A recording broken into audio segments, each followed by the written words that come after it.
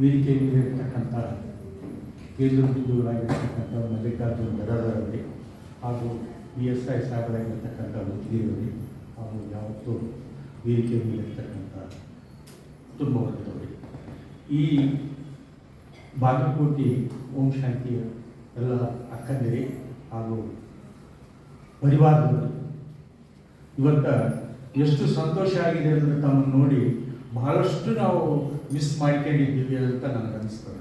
ಆದರೂ ಕೂಡ ಒಂದು 10 ವರ್ಷದಿಂದ ನಾವು ಇದ್ದೀವಿ, ಈ ಓಂ ಶಾಂತಿ ಸಂಘದಲ್ಲಿ ಇದ್ದು 10 ವರ್ಷಗಳಿಂದ ಇದ್ದೇವೆ. ಆದರೆ ನಾವು ಮೊದಲೇ ಯಾಕೆ ಇರಲಿಲ್ಲ ಅಂತ ಅನಿಸ್ತದೆ. ಬಹುಶಃ ಯಾವ ಕುಟುಂಬದವರು ಇಷ್ಟು ಪ್ರೀತಿಯಿಂದ ಕಾಣಲಿಕ್ಕೆ ಸಾಧ್ಯನೇ ಇಲ್ಲ.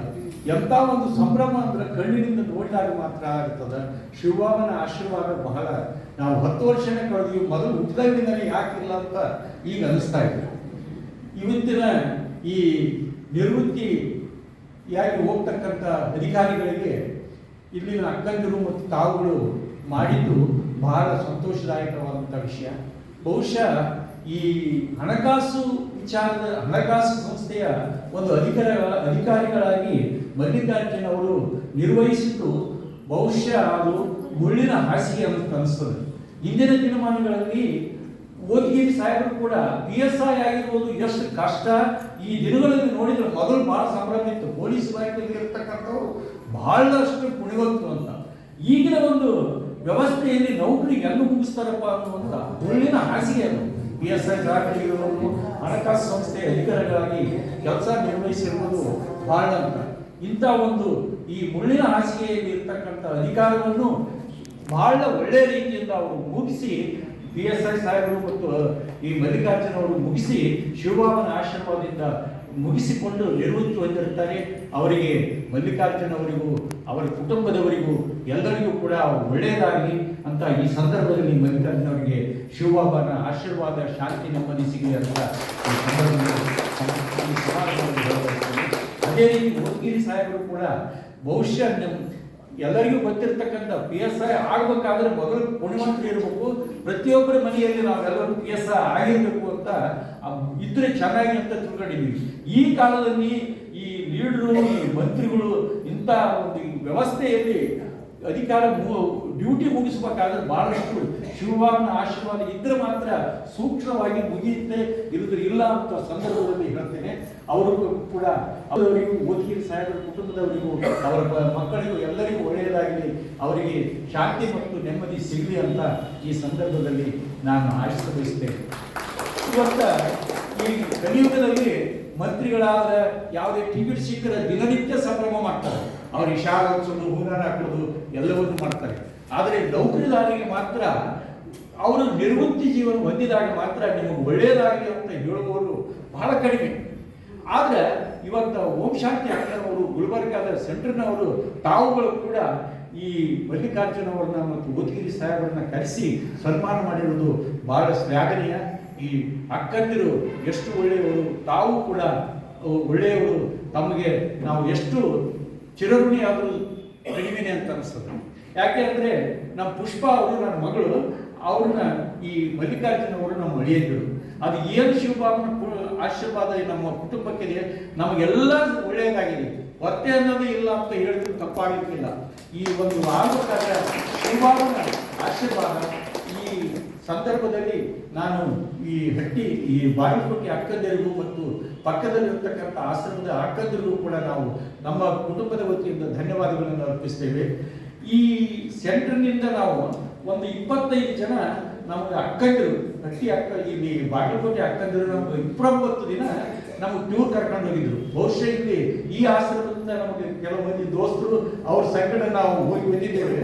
ಆ ಸಂಭ್ರಮ ಎಷ್ಟಿತ್ತು ಅಂದ್ರೆ ಪ್ರತಿನಿತ್ಯ ಅಕ್ಕಂದಿರು ತಮ್ಮ ಮಗುವಿಗೆ ಎಷ್ಟು ಮಕ್ಕಳನ್ನು ಜೋಪಾನ ಮಾಡ್ತಾರೆ ಆ ರೀತಿ ಜೋಪಾನ ಮಾಡಿದ್ರು. ಅದು ಎಷ್ಟು ಸಂಭ್ರಮ ಅಂದ್ರೆ ಬಹುಶಃ ನಾವು ಹುಟ್ಟಿದಾಗಿಂದ ಬರೀ ನಾವು ದಿನ ಕೊಟ್ಟು ರೊಕ್ಕ ಗಳಿಸೋದು ಇದನ್ನೇ ಮಾಡ್ತಿದ್ವಿ. ಆ ಪ್ರೀತಿ, ಆ ಕರುಣೆ, ಅನುಕಂಪ ನೋಡಿದ್ರೆ ಅದು ಪ್ರಸಾದ ಮಾಡಿ ಕೊಡ್ತಿದ್ರಲ್ಲ, ಅದು ಎಲ್ಲಿ ಸಿಗಲ್ಲ ಅಂತ ನನ್ನ ಅನಿಸ್ತದೆ. ಅವ್ರ ಸಂಗಡ ನಾವು ಎಷ್ಟು ಸಂಭ್ರಮಿಸಿದ್ರೆ ಅಷ್ಟು ಸಂಭ್ರಮ ಬಹುಶಃ ಹೇಳಕ್ ಸಾಧ್ಯನೇ ಇಲ್ಲ. ಬಹುಶಃ ನಮ್ಮ ಇಲ್ಲಿ ಪರಿವಾರದವರು ಕೂಡ ಅವ್ರ ಅಕ್ಕಂದಿರು, ನೀವೆಲ್ಲ ಪುಣ್ಯವಂತರು. ಇಲ್ಲಿ ಅಕ್ಕಂದಿರು ನಾವು ಎಷ್ಟು ಖುಷಿಯಿಂದ ಅವರು ಪ್ರಸಾದ ಕೊಡ್ತಿದ್ರು ಅಂದ್ರೆ ಬಹಳ ಸಂಭ್ರಮ.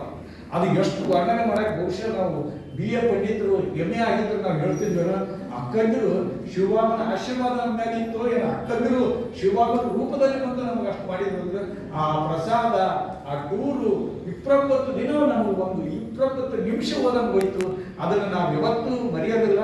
ಅಕ್ಕಂದಿರನ್ನ ನಾವು ಪ್ರತಿನಿತ್ಯ ನಮ್ಮ ಪರಿವಾರದವರು 25 ಜನ, ನಮ್ಮ ಜಾಯಿಂಟ್ ಫ್ಯಾಮಿಲಿ, ದೊಡ್ಡ ಫ್ಯಾಮಿಲಿ, ಪ್ರತಿನಿತ್ಯ ನೆನೆಸ್ತೀವಿ. ನಿಮ್ಮ ಬಾಗಲಕೋಟೆ ತಮ್ಮೆಲ್ಲರನ್ನ ಪರಿವಾರದವ್ರನ್ನ ಇವ್ರ ಬಹುಶಃ 80 ಮಂದಿ ನಾವು ಇಲ್ಲಿವರೆಗೆ ಕಲಿಸ್ತಾರೆ. ಅವತ್ತ ಒಂದು ಬಸ್ಸಿನಲ್ಲಿ 300 ಜನರ ಸಂಘ ಅವ್ರ ಅಕ್ಕವ್ರು ಕರ್ಕೊಂಡು ಹೋಗಿದ್ರು. ನಮ್ಗೆ ಒಂದು ಕೊರತೆನೂ ಆಗಿಲ್ಲ. ಪ್ರತಿನಿತ್ಯ ನಾವು ನೆನೆಸ್ತೀವಿ. ಶಿವಭಾಮನ ಆಶ್ರಮದಿಂದ ನಾವೆಲ್ಲರೂ ಚೆನ್ನಾಗಿದ್ವಿ. ತಮಗೂ ಕೂಡ ನಮ್ಮ ಕುಟುಂಬದ ವತಿಯಿಂದ ಅನಂತ ಧನ್ಯವಾದಗಳು. ಮತ್ತು ಈ ಸಂದರ್ಭದಲ್ಲಿ ನಮ್ಮೆಲ್ಲರಿಗೂ ಪರಿವಾರದಲ್ಲಿ ಸನ್ಮಾನ ಮಾಡಿದ್ದಕ್ಕಾಗಿ ಇಲ್ಲಿನ ಅಕ್ಕಂದಿರಿಗೂ, ಪಕ್ಕದ ಆಶ್ರಮದ ಅಕ್ಕಂದಿರಿಗೂ ಕೂಡ ನಾವು ಧನ್ಯವಾದಗಳನ್ನು ಹೇಳಿ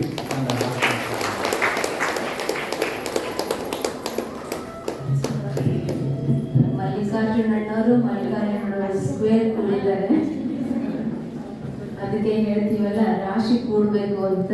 ರಾಶಿನೂ ಕೂಡಿದೆ ಮತ್ತು ರಸನೂ ಕೂಡಿದೆ ಅಂದಾಗ ಸುಂದರವಾದಂತಹ ಪರಿವಾರ ಎರಡು ಸಮ್ಮಿಳಿತನಾಗಿ. ಈಗ ಮುಂದಿನದಾಗಿ ಆಮೇಲೆ ಇವತ್ತಿನ ದಿನ ಅಣ್ಣವ್ರು ಹೇಳಿದ್ರಲ್ಲ, ನಾವೆಷ್ಟು ಭಾಗ್ಯವಂತರು ಅಂತ. ಇವತ್ತಿನ ದಿನ ಪರಮಾತ್ಮ ಹೇಳಿರೋದು ಏನು ಅಂತಂದರೆ, ಇವತ್ತು ಸರ್ಕಾರದಲ್ಲಿ ಒಬ್ಬರು ಅಧಿಕಾರಿಗಳಾಗ್ಬೋದು ಅಥವಾ ರಾಷ್ಟ್ರೀಯದಲ್ಲಿ ಒಬ್ಬರು ರಾಷ್ಟ್ರಪತಿ ಇರ್ಬೋದು.